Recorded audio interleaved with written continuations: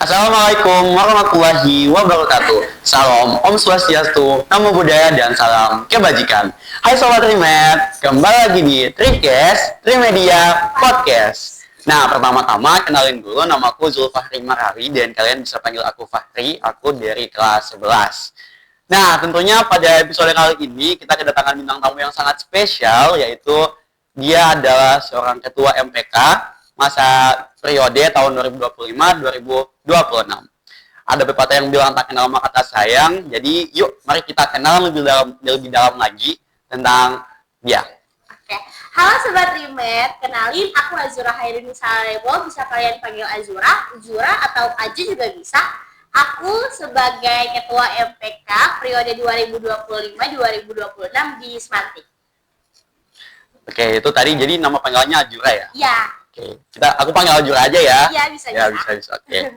Jadi teman-teman, Sobat Trimed semuanya, kita akan berbincang tentang masa jabatan dia selama dia menjabat sebagai Ketua MPK periode 2025-2026. Karena aku udah punya banyak sekali pertanyaan untuk Azura sendiri. Langsung aja kali ya kita masuk ke pertanyaan pertama. Oke, siap. Oke, untuk pertanyaan pertama, bisa cerita sedikit bagaimana proses awal kamu terjun ke dunia organisasi sebelum kamu menjadi ketua MPK, atau kayak mungkin sebelumnya kamu udah pernah join organisasi atau apa gitu. Oke, baik. Teman-teman semua, di SMP lalu itu aku dari Gorut. Aku di SMP pernah menjabat sebagai ketua OSIS. Terus untuk di Semantik ini awalnya itu kelas 10 aku memang udah masuk MPK.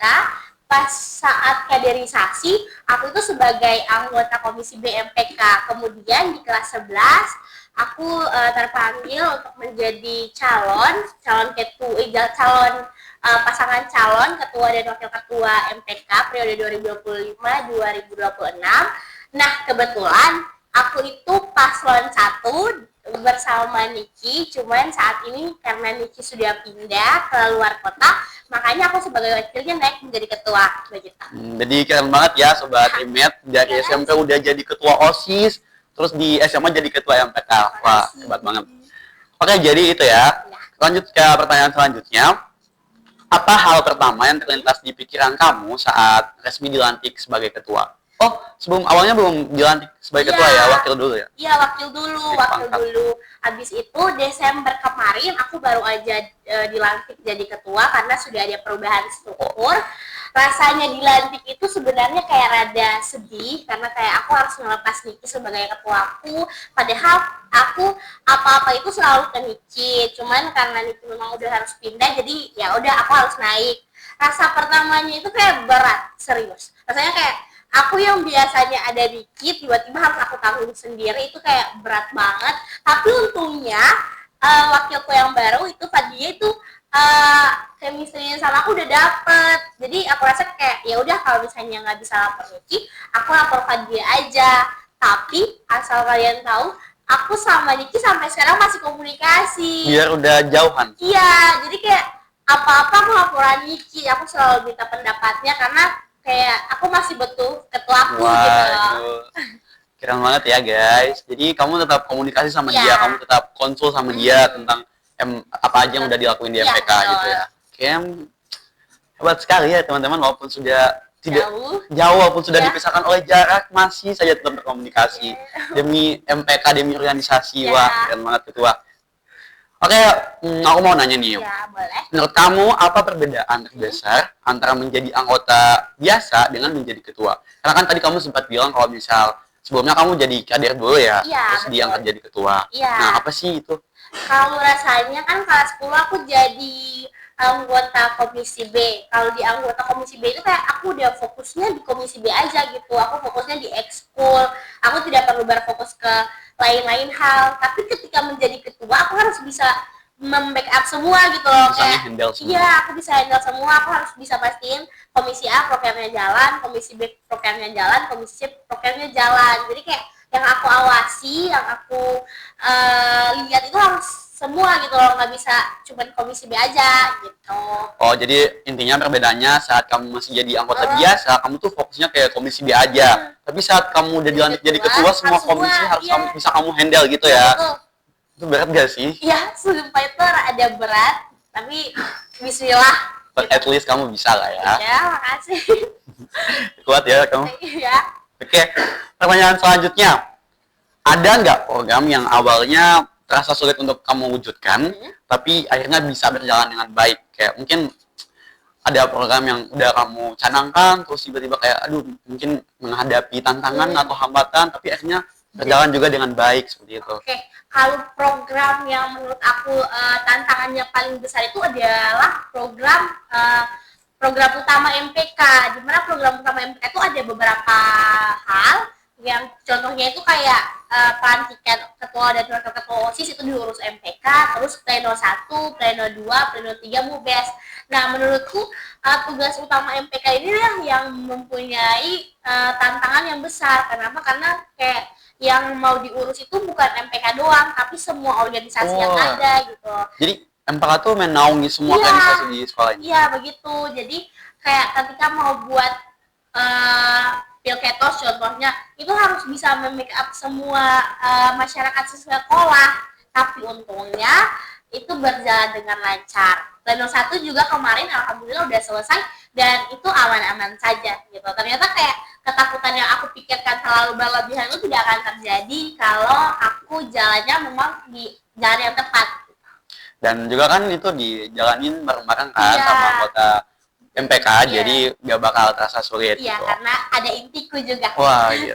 Intinya berperan sangat besar juga. Iya, inti MPK itu kayak punya banyak sekali aku punya banyak sekali ruang di hati aku, karena apa-apa aku pasti lari ke inti, apa-apa aku minta bantuan inti. I love you so much inti MPK. Tapi Sobat Trimedia semuanya, sebagai salah satu masyarakat sekolah yang ikut dalam pilihan ketua OSIS, aku merasa kalau misal program itu udah berjalan dengan baik dan emang lancar menurut aku. Nah, alhamdulillah. Terima kasih ya. Oke, kita ke pertanyaan selanjutnya. Kalau bicara soal kepemimpinan, siapa tokoh atau panutan yang paling menginspirasi gaya kepemimpinan kamu? Mungkin kayak ada tokoh inspiratif gitu yang memotivasi kamu supaya bisa punya sifat kepemimpinan yang bagus gitu. Oke, guys, sebenarnya aku masuk MPK bukan karena disuruh atau kayak dorongan, enggak. Itu dari hati aku sendiri. Dari pas MPLS aku udah tertarik sama Kanabot. Serius, aku udah tertarik, aku cari-cari, oh Kanabot ternyata ketua MPK ya. Terus dari situ kayak aku bilang, Azura, kamu harus bisa jadi kayak Kanabot, kamu harus kayak minimal masuk MPK lah gitu. Jadi kayak Kanabot itu jadi panutan aku untuk bisa jadi pemimpin yang baik, untuk bisa membawa MPK lebih baik lagi gitu. Setelah itu aku lihat aku ada peluang untuk menjadi wakilnya, untuk jadi paslon, walaupun bukan ketua, setidaknya aku jadi inti gitu loh. Dan alhamdulillahnya berkat tekad dan juga doa-doa restu dari mama papa dan teman-teman, alhamdulillah bisa jadi gitu lah. Bisa jadi terpilih sebagai wakil sebelumnya kan, naik jabatan. Wih, keren banget. Iya. Aku mau nanya satu lagi. Menurut apa sih yang jadi memotivasi kamu dari seorang tokoh Kak Nabot gitu? Oke, Kak Nadira Rahim. Atas MPLS, Kak Nadira itu jadi salah satu orang yang curi perhatian aku gitu loh. Kayak Kanabut ini bersemangat banget ya, ceria banget, excited banget gitu orangnya gitu. Terus pembawaannya untuk kita para castik itu bagus. Iya sih bener. Aku suka kamu ya gitu. Aku masih ingat yang itu ya. Yang kalau misal castik, kalau misal aku tanya kalian jawabnya boleh itu. Kamu masih ingat ya? Masih. Kayak Kanabut itu soft spoken, tapi walaupun dia ketua, dia tidak semena-mena gitu loh kan.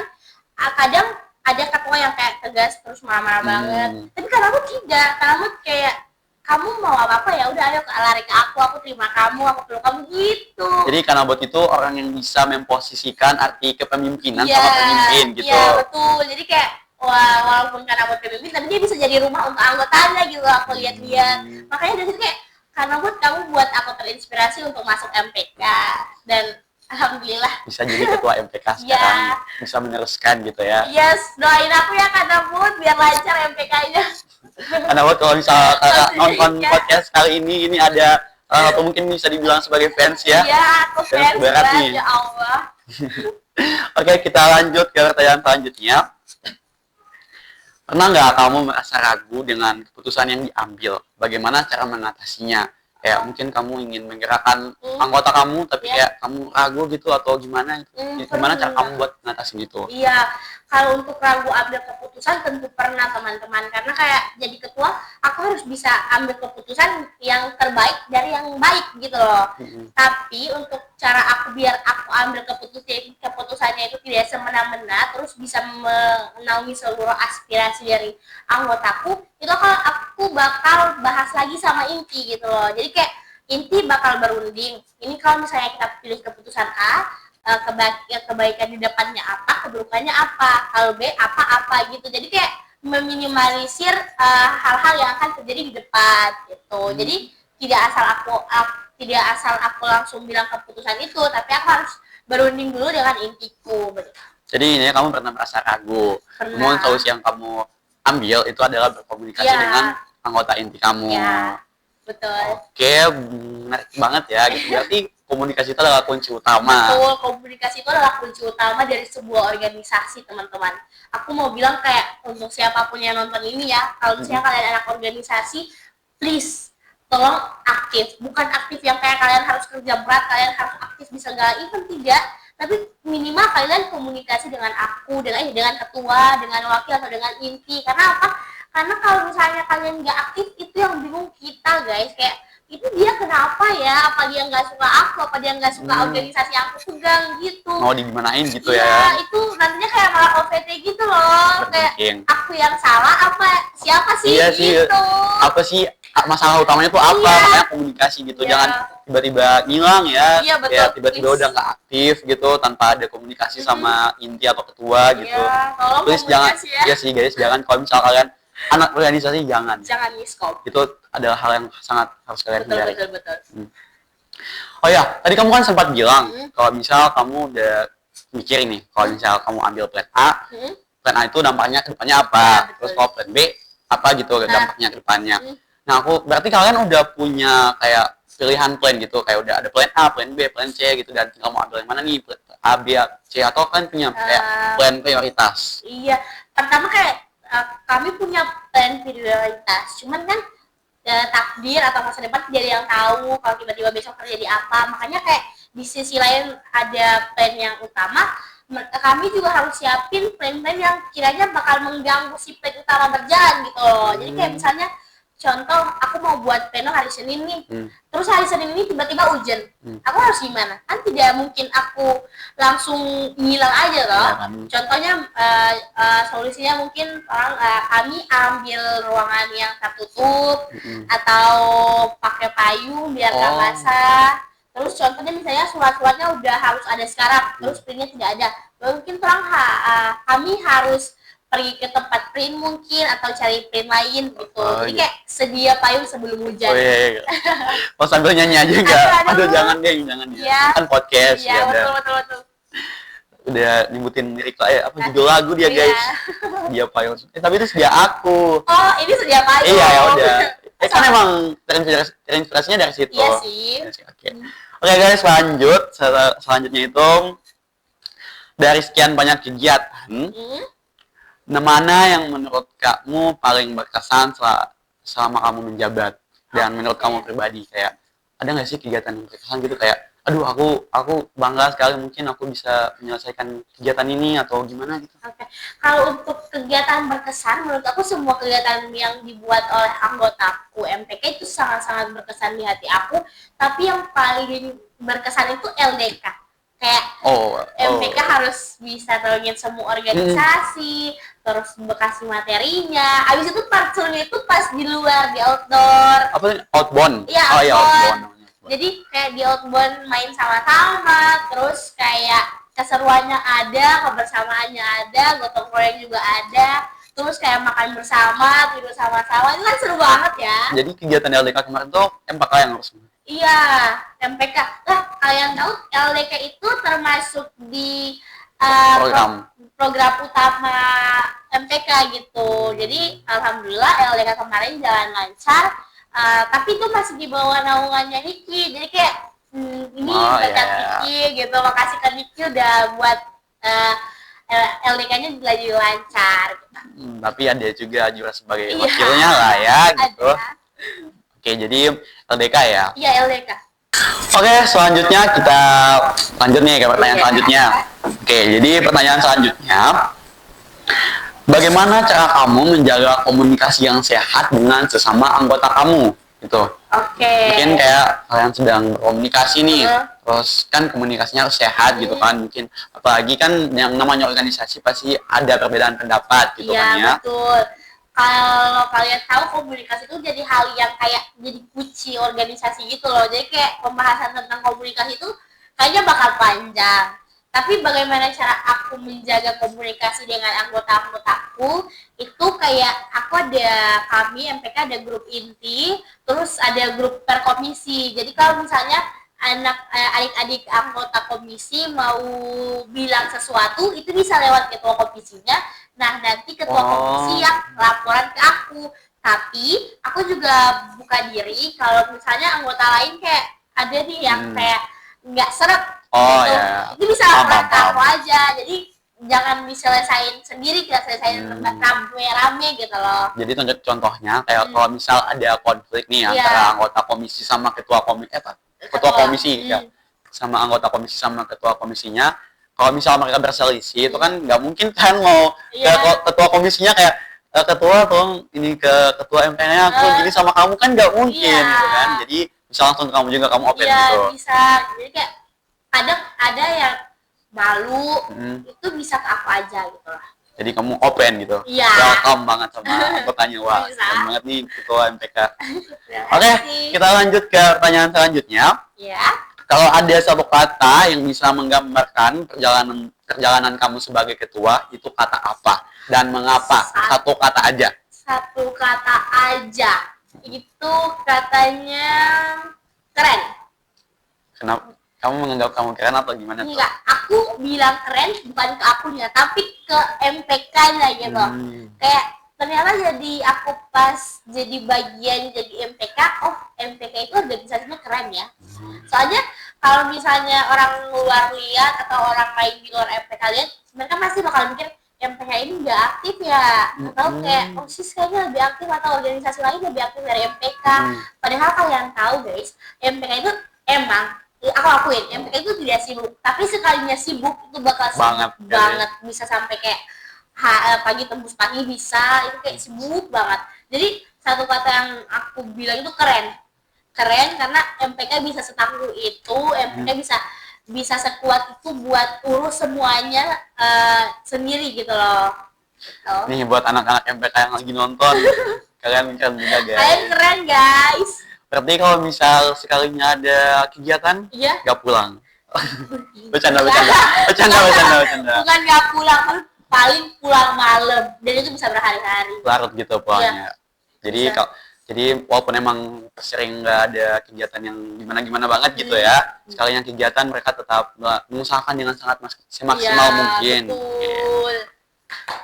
Oke, kita lanjut ke pertanyaan selanjutnya. Bagaimana kamu? Bentar, aku mau ganti deh kata depannya. Menurut kamu, apa yang paling berubah dalam hidup kamu saat kamu menjabat sebagai ketua? Oke, berubah. Kalau kalian tahu, aku pas kelas 10 itu tidak terkenal guys. Aku kayak introvert gitu. Serius, aku introvert, aku kudet. Jadi hari-harinya aku di kelasku aja, aku nggak tahu informasi apapun. Aku bisa kayak kalian mau tanya informasi terbaru aku nggak tahu. Kalian mau tanya gosip aku nggak tahu guys. Kayak aku di kelas aja, tugasku kayak cuma liatin guru, belajar, pulang. Jadi kayak selama 1 tahun. Iya, 1 tahun full. Kalau kalian lihat, kalau misalnya kalian tanya ke anggota yang lain, pasti mereka nggak kenal Azura kelas 10. Serius, karena guys, jujur FYI, aku juga kayak nggak terlalu kenal sama dia waktu kelas 10. Padahal kelas kita sampingan. Iya, betul. Kelas kita sampingan. Tetanggaan gitu. Tetanggaan cuman berapa langkah gitu, tapi kita nggak saling kenal. Karena ternyata dia emang introvert gitu katanya. Iya, introvert. Terus kayak dapat udah niat di akhir kelas 10 kayak Azura kamu harus bisa jadi siswa aktif ya di kelas 11. Makanya aku curi-curi start nih kayak kan susah ya, kayak dari introvert untuk aktif. Iya. Aku mau dapat info lompat dari mana? Aku mau dapat info aku dari Bener sih, mana? ya. Iya kan? Belum banyak relasi yang bisa kamu Iya, bangun kan betul. sebelumnya. Cuman untungnya aku mau terima kasih banyak ke ketua sebelumnya Kak Eval. Mungkin karena dia lihat aku ada bisa gitu loh. Punya Iya, potensi punya gitu. potensi. Jadi kayak dia ajak aku untuk kayak Azura yuk jadi paslon 1 bareng Miki. Jadi gue bilang, oke, ini kesempatan kamu Azura buat jadi siswa aktif di Semantik gitu loh. Jadi alhamdulillah dari situ aku udah bisa aktif, bisa kenal banyak orang dan bisa orang-orang bisa kenal aku gitu loh. Buat FYI guys, aku tuh kenal dia karena saat ini kita udah sekelas. Iya. Dan juga aku memang mau bilang kalau misal Azura ini anaknya sangat keren sekali karena dia bisa sampai di tingkat nasional dalam ajang lomba debat bahasa Indonesia tahun 2025. Alhamdulillah. Keren banget guys. Dan tadi kamu bilang kalau misal gimana nih kayak cara kamu biar bisa aktif di kelas 11 dan aku mendengar itu terus mengetahui apa yang udah kamu dapatkan saat ini itu aku merasa kalau misal wah kamu berhasil gitu ya, maksudnya bukan berhasil apa gitu tapi kayak kamu udah bisa jadi lebih baik dari keluar dari zona nyaman karena itu sumpah itu nggak enak banget sih kalau masa-masa saat di zona nyaman kayak kita tuh apalagi pas masa transisinya saat kita mau masa-masa saat kita mau jadi aktif itu kan pasti kayak aduh aku harus gimana nih, aku harus ikut apa, aku harus ikut lomba apa gitu biar bisa jadi aktif, aku harus ikut organisasi apa. Namun kamu bisa menentukan itu, kamu bisa menjadi lebih baik lagi dari sebelumnya. Itu udah keren banget sih. Masya Allah. Aku mau bilang sesuatu buat kalian yang sekarang masih stuck di zona nyaman. Zona nyaman, please, ayo keluar. Nggak usah langsung tiba-tiba jadi siswa aktif, tidak perlu. Kalian cukup keluar pelan-pelan aja. Karena apa? Karena setelah kalian keluar dari zona nyaman itu banyak hal, banyak tantangan, banyak hadiah yang menunggu kalian gitu loh. Bener banget, sumpah. Iya.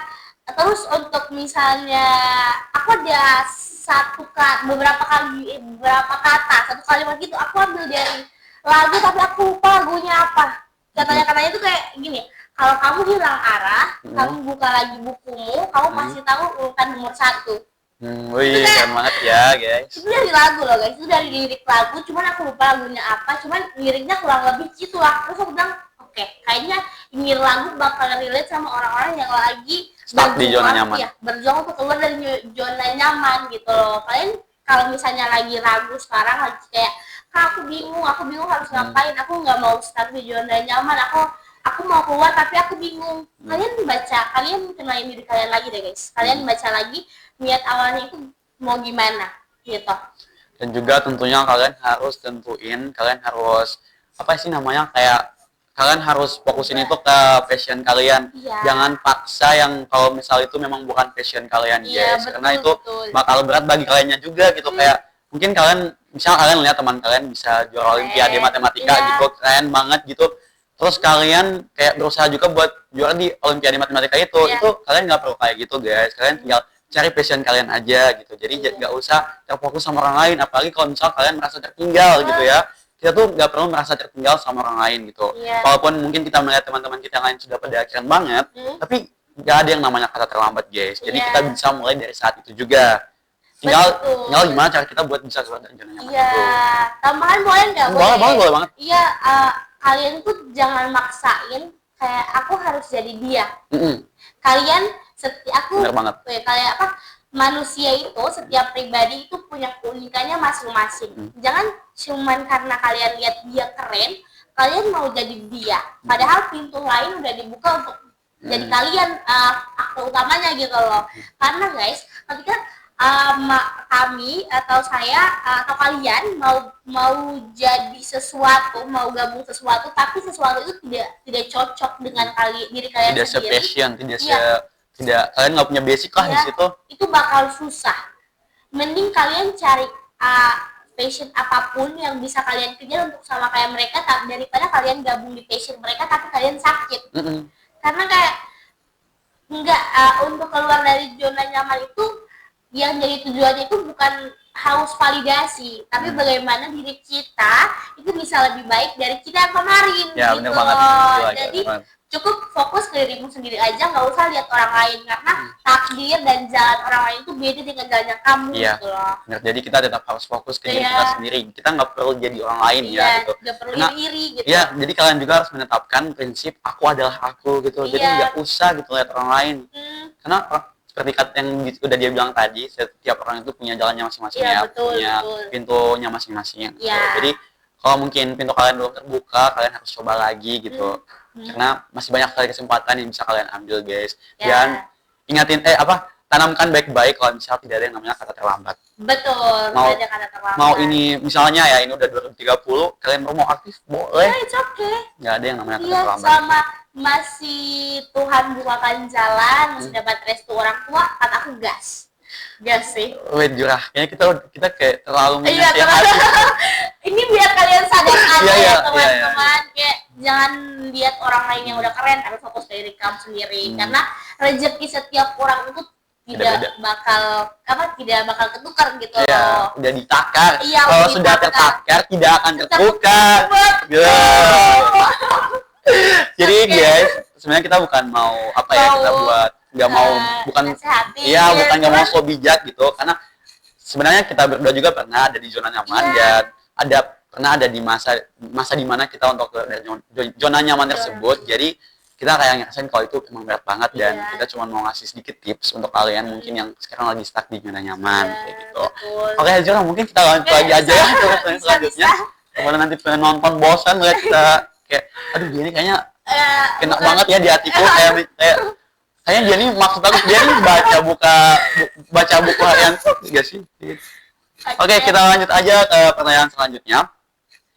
Kalau misal diberi kesempatan kedua, apa hal yang akan kamu lakukan berbeda dari masa jabatan sekarang? Hal yang aku lakukan kalau misalnya aku dikasih kesempatan kedua, misalnya kayak hidup lagi nih, hidup di semantik lagi, Waduh, aku dari awal lagi. iya dari awal lagi gitu loh, aku bakal aktif di kelas 10. Wow, iya. Jujur. Sama lah, jujur semua. Jujur kayak Amir, kelas 10 itu kamu terlalu cupu banget Azura, serius kayak buat Sama, jujur. nanya apapun kamu Takut gitu kan, kayak deg-degan. Iya, padahal sebenarnya nggak ada yang marah kamu loh, nggak ada Iya, yang marah Mbak. kamu. Nggak ada hal yang salah sama hal itu kan. Makanya kayak aku bakal lebih aktif lagi di kelas 10 biar relasiku dan pengalamanku jadi lebih banyak dan bisa lebih baik pejabat sekarang gitu. Oh, jadi kamu memang mau buat jadi lebih baik lagi dari Iya. sebelumnya. Kalau misalnya kamu diberi kesempatan kedua Iya, ya. Kalau gitu. ada kesempatan kedua, aku juga bakal sama sih. Aku bakal aktif dari kelas 10. Karena waktu kelas 10 tuh kayak kita pikirnya pasti kayak aduh aku masih Santai kelas 10, dulu. iya santai dulu nggak sih, aku masih kelas 10, aku masih tahun pertama di sekolah menengah atas, Iya. jadi aduh santai dulu lah gitu, masih panjang juga kan, masih banyak waktu Iya, kita gitu betul. buat have fun, tapi ternyata kalau Enggak, ya. sekarang ini aku udah sadar kalau misal enggak, harusnya kamu start dari awal, Iya, bahkan dari karena- pra-MPLS. Betul, karena Betul. kayak kelas SMA itu ternyata nggak selama itu loh. SMA Iya, itu secepat selama 3 itu. tahun tuh nggak lama, kayak cuman kedip Iya. bentar doang, selesai gitu.